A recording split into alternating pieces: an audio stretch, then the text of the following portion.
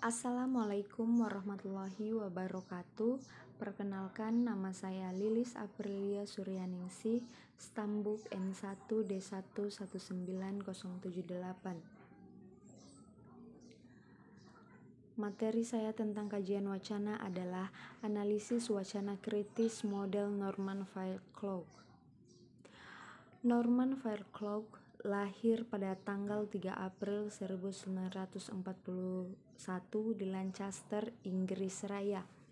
Norman Fairclough adalah emeritus profesor dari linguistik di Departemen Linguistik dan Bahasa Inggris di Lancaster University.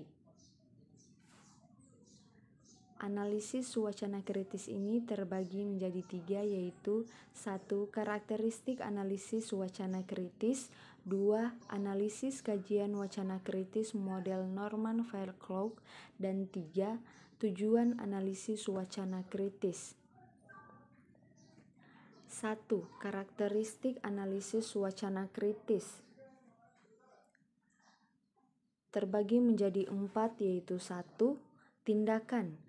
Wacana bukan ditempatkan sebagai dalam ruang tertutup dan internal. Wacana dipandang sebagai sesuatu yang bertujuan apakah untuk memengaruhi, mendebat, membujuk, menyanggah, bereaksi, dan sebagainya. 2. Konteks. Analisis wacana kritis mempertimbangkan konteks wacana seperti latar, situasi, peristiwa, dan kondisi. Wacana dalam hal ini diproduksi, dimengerti, dan dianalisis pada suatu konteks tertentu. Kekuasaan. Setiap wacana yang muncul dalam bentuk teks, percakapan, atau apapun tidak dipandang sebagai sesuatu yang alamiah, wajar, dan netral, tetapi merupakan bentuk pertarungan. 4. Histori. Menempatkan wacana konteks sosial tertentu dan tidak dapat dimengerti tanpa menyertakan konteks dalam menyertainya.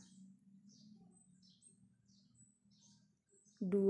Analisis wacana kritis model Norman Fairclough. Pendekatan Fairclough dalam menganalisa teks yaitu 1. Analisis tekstual yang terinci di bidang linguistik. 2. Analisis makrososiologis praktik sosial. 3. Tradisi interpretatif dan mikrososiologis dalam sosiologi, di mana kehidupan sehari-hari diperlukan sebagai produk tindakan seseorang. Tindakan tersebut mengikuti sederet prosedur dan kaidah akal sehat. Model Norman Fairclough membagi analisis wacana kritis ke dalam 3 dimensi, yakni 1. Dimensi tekstual, 2. Dimensi kewacanaan, 3. Dimensi praktik sosial budaya. 1. Dimensi tekstual. Kohesi dan koherensi. Analisis ini ditujukan untuk menunjukkan cara klausa dibentuk hingga menjadi kalimat dan cara kalimat dibentuk hingga membentuk satuan yang lebih besar. Tata bahasa. Tata bahasa merupakan bagian yang sangat penting dalam analisis wacana kritis. Analisis tata bahasa dalam analisis kritis lebih ditekankan pada sudut klausa yang terdapat dalam wacana. Klausa ini dianalisis dari sudut ketransitifan, tema, dan modalitasnya. Diksi. Analisis yang dilakukan terhadap kata-kata kunci yang dipilih dan digunakan dalam teks. Selain itu juga dilihat juga metafora yang digunakan dalam teks tersebut. Pilihan kosakata yang dipakai terutama berhubungan dengan bagaimana peristiwa, seseorang, kelompok, atau kegiatan tertentu dalam satu set tertentu. 2. Dimensi kewacanaan. Produksi teks. Analisis dilakukan terhadap pihak pada level terkecil hingga bahkan dapat juga pada level kelembagaan pemilik modal. Contoh, pada kasus wacana media perlu dilakukan analisis yang mendalam mengenai organisasi media itu sendiri. Penyebaran teks. Pada tahap ini dianalisis sebagaimana dan media apa yang digunakan dalam menyebarkan teks yang diproduksi.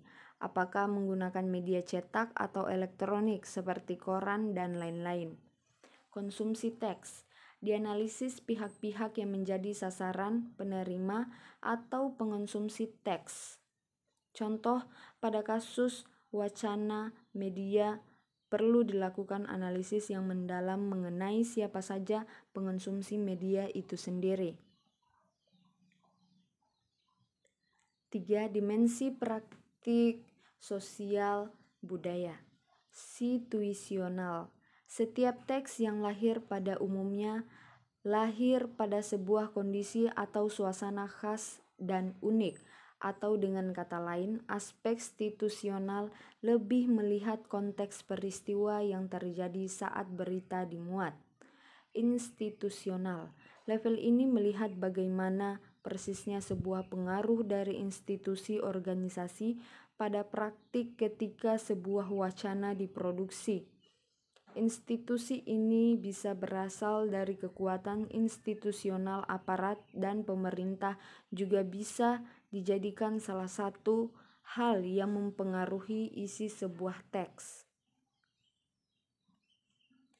3. Tujuan analisis wacana kritis. 1.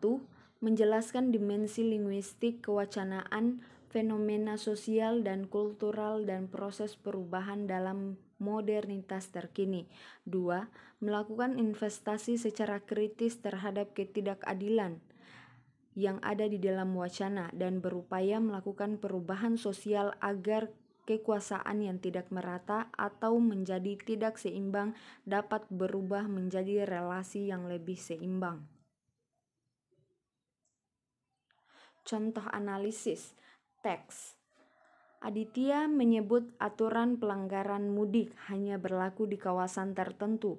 Sudah dijelaskan sejak beberapa hari lalu. Tak semua wilayah di Indonesia memberlakukan PSBB dan tidak semua wilayah di Indonesia adalah zona merah corona. Cara analisis model 3 dimensi. Dimensi tekstual. Adanya kata hubung dan yang menunjukkan hubungan kesetaraan mengenai syarat larangan mudik jika daerah termasuk PSBB dan jika daerah terdampak corona. Semua istilah yang digunakan adalah bahasa Indonesia, misalnya mudik yang sudah dikenal dalam KBBI, namun ada istilah baru yaitu zona merah yang merupakan terjemahan red zone, dan PSBB adalah singkatan dari pembatasan sosial berskala besar. Kepanjangan tidak disebutkan dengan asumsi yang sudah dikenal masyarakat. Dengan kata lain, masyarakat pembaca dituntut untuk tahu perkembangan kebijakan terkait COVID-19. Sekian dan terima kasih.